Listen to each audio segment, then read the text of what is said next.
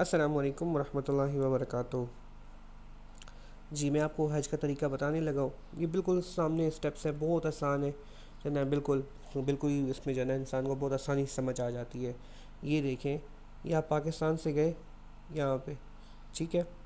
یہ آپ پاکستان سے گئے تو آپ جو ہے نا اس وقت جو ہے تو آپ کی احرام ہوگا، ٹھیک ہے، آپ احرام باندھ کے گئے۔ آپ جیسے ہی حرم پہنچے، آپ وہاں پہ کیا کریں گے؟ آپ وہاں پہ عمرہ ادا کریں گے، ٹھیک ہے، آپ نے عمرہ ادا کر لیا اور یہ دیکھیں یہ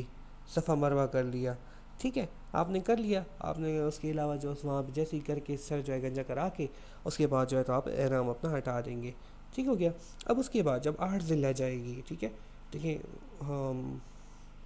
جو ہمارے پاس عید الفطر ہوتی ہے رمضان کے بعد، اس کے 2 مہینے 10 دن بعد حج ہوتا ہے، ٹھیک ہے، تو جو یہ آخری 10 دن ہوتے ہیں اس میں جو تو جب 8ویں تاریخ آتی ہے 8ویں ذی الحجہ، تو صبح سویرے آپ نے جو ہوتی ہے مکہ سے احرام باندھنا ہوتا ہے،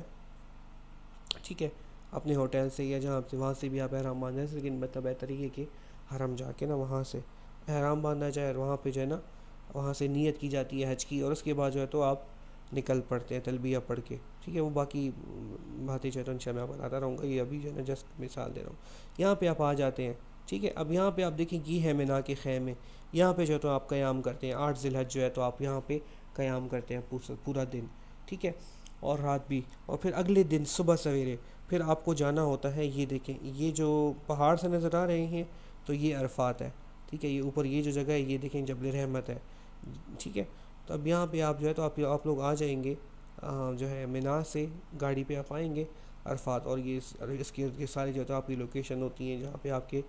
خیمے وغیرہ ہوتے ہیں، ٹھیک ہے۔ تو اس تصویر میں جو ہے جیسے یہاں پہ دکھایا ہوا ہے یہ خیمے آپ دیکھ سکتے ہیں، ٹھیک ہے۔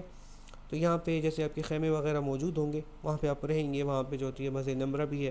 جہاں پہ نماز ادا ہوتی ہے، خطبہ ہوتا ہے حج کا، ٹھیک ہے۔ اچھا اس کے بعد جو ہے جب آپ یہ کر لیں گے تو پھر آپ جائیں گے یہاں سے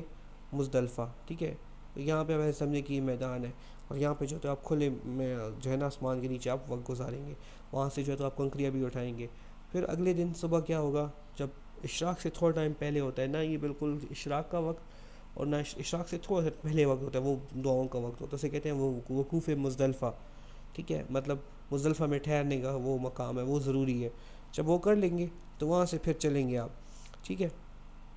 آپ آئیں گے، یہ بڑا شیطان ہے، تو عید کے پہلے دن جو ہوں گے صرف بڑے شیطان کو جو کنکری آپ ماریں گے۔ جیسے ہی آپ کنکریاں ماریں گے،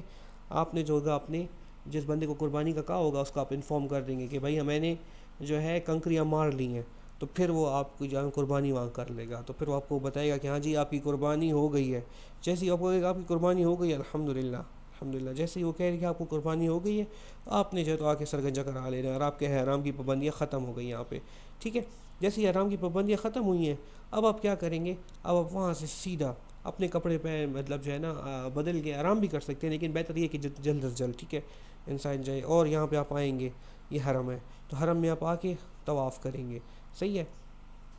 یہاں پہ آپ جو ہے نا 7 چکر لگائیں گے عام کپڑوں میں، ٹھیک ہے، جو آپ کے یہاں لباس ہے، کوئی حرام کی پابندیاں نہیں ہے، تو عام آپ 7 چکر لگائیں گے، اور آپ یہاں پہ صفا مروہ بھی کریں گے، ٹھیک ہے، حج تمتع میں، اور پھر اس کے بعد جو ہے تو آپ واپس یہ آپ کر لیں گے، آپ کا حج ہو گیا ہے، ٹھیک ہے۔ اس کے بعد آپ چلے گئے اور جو ہے تو وہاں پہ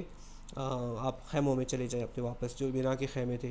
ٹھیک ہے، یہاں پہ آپ چلے جائیں۔ پھر اگلے دن جو ہوگا پھر آپ آئیں گے، اور آپ نے جو کنکریاں اکٹھی کی ہوئی ہیں ان میں سے آپ تینوں شیطان جو ہے نا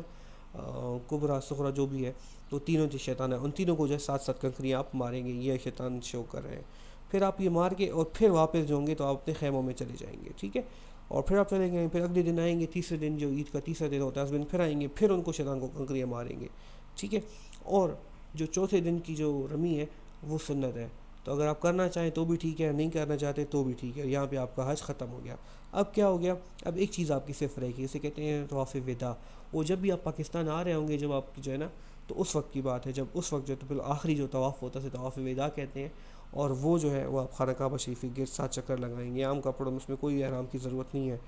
ٹھیک ہے۔ تو یہ آپ کا حج یہاں پہ مکمل ہو گیا، اور انشاءاللہ پھر آپ کی واپسی ہو جائے گی پاکستان کے لیے۔ جزاک اللہ خیر، السلام علیکم۔